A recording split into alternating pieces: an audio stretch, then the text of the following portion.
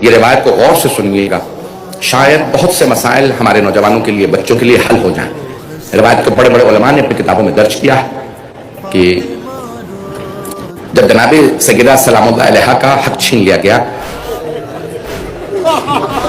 تو ایک مرتبہ چند افراد ایک گھر میں بیٹھے تھے، مسجد نبوی کے قریب میں کسی کا گھر تھا، وہاں سب جمع تھے اور جناب امیر جناب سیدہ مسجد نبوی سے متصل گھر ہے وہاں، تو کسی کے گھر کے اندر چند افراد جمع تھے، 4 افراد وہاں بیٹھے ہوئے تھے، آپس میں باتیں کر رہے تھے، ان کے نام میں نہیں لینا چاہتا۔ تو اب وہ افراد بیٹھے ہیں اور انہوں نے کہا سارے دروازے بند کر دو اور ہم آئندہ کے منصوبے بنا لیں، آپس میں باتیں کر رہے ہیں، کوئی حاکم ہے، کوئی اس کا دوست ہے اور کوئی قریبی احباب ہیں ان کے دوست ہیں، منصوبے بنا رہے ہیں۔ ان میں سے اچانک ایک مرتبہ وہ محسوس کرتے ہیں کہ حجرے کے سارے دروازے بند ہیں، صحن سب کچھ بند ہے، پھر بھی کوئی اندر آ گیا، اور اندر آنے کے بعد ایک مرتبہ کہتا ہے کہ حکومت تمہاری ہے، میں ایک سوال کرنا چاہتا ہوں، اگر تمہاری حکومت میں کسی مظلومہ کا حق چھین لیا جائے تو تم کیا کرو گے؟ تو کہا میں حق دلواؤں گا۔ کہا کہ اور اگر حق چھیننے والا حق نہ دینا چاہے تو کہا اسے سزا بھی دوں گا۔ کہا اور اگر کسی بھی طرح سے آمادہ نہ ہو تو کہا کہ یہ کیسے ممکن ہے، ہماری حکومت تو ہم کوشش کریں گے۔ ایک مرتبہ بات بڑھنے لگی، انہوں نے دلیلیں دی اور دلیلیں دیکھتے دیکھتے کہنے لگے کہ بھائی جس کا حذف کیا گیا ہے، چھینا گیا ہے، وہ بنت رسالت ہے اور چھیننے والے یہاں موجود ہیں، انہی سے کہا۔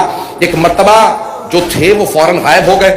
کہا بھی یہ کون تھے، کہاں سے آئے، ان کا چہرہ عجیب و غریب ہے، بہت چہرے پہ نور، سفید ریش، سر پہ امامہ، یہ کون تھے؟ تو ایک مرتبہ دوست نے کہا ہو نہ ہو یہ شیطان ہوگا، تمہیں بہکانے آیا تھا، باتوں کو مت سننا۔ تو ایک مرتبہ انہوں نے ہاتف غیبی کی ندا سنی، کسی نے آواز دے کے کہا کہ اتجعلوا خضرا الشیطان، کیا تم خضر کو شیطان کہہ رہے ہو؟ یہ اللہ کے نبی خضر تھے جو تم سے سوال کرنے آئے، اور یہ جو ہاتف غیبی کی صدا ہے یہ جبرائیل تھے۔ کہا کہ میں اللہ کا بھیجا ہوا فرشتہ ہوں، جس نے تمہیں متوجہ کیا وہ خضر تھے، جس کا حق مارا گیا وہ فاطمہ ہے۔ کہا ابھی بھی تمہیں توبہ کے دروازے کھلے ہیں، جا کے حق ادا کرو اور جو چھینا ہے واپس کرو۔ توبہ کے دروازے تب تک کھلے ہیں جب تک کہ آل محمد معاف کرنے کے لیے تیار ہو۔ ایک مرتبہ دروازے بند ہو جائیں تو کچھ بھی نہیں ہو سکتا۔ میں سب پہلے میں نے کہا تھا ایک مرتبہ کہا کہ دروازے اگر بند ہو جائیں تو کچھ انسان کو دنیا سے ملنے والا نہیں ہے۔ آپس میں دوسرے کو سب دیکھنے لگے۔ کہا کہ کیا مانے انہیں؟ ایک نے کہا جو کچھ سنا ہے کسی اور سے بیان نہ کرنا، اس سب معاملے کو ختم کر دو، کسی کو بتانا مت تاکہ لوگ ہم سے دور نہ ہو جائیں۔ یہ کس نے بیان فرمایا؟ چھٹے امام نے۔ کہا ایسا نہیں تھا کہ سیدہ کے حق کے جانے کے بعد سب خاموش بیٹھے رہے، اللہ نے متعدد دلیلیں دے کے کبھی خضر کو بھیجا، کبھی اس کو ثابت کیا کہ غلط ہو۔ اگر کوئی نہ مانے تو اس کے دل میں کوئی نہ کوئی بیماری ہے۔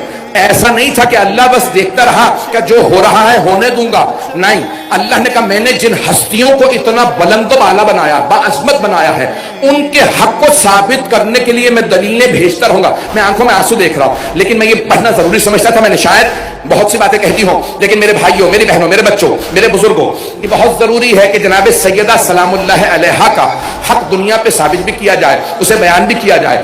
جناب سیدہ سلام اللہ علیہا وہ مظلومہ ہے کہ جنہوں نے خود سے فرمایا ہے اور کہہ دیا ہے کہ یاد رکھو جو بھی میرے حق کا ساتھ دے گا وہی میری شفاعت کا مستحق ہوگا، اور اگر کوئی میرے حق کو چھین لے گا تو یاد رکھو میری شفاعت کے بغیر کوئی بھی بخشش نہ پائے گا۔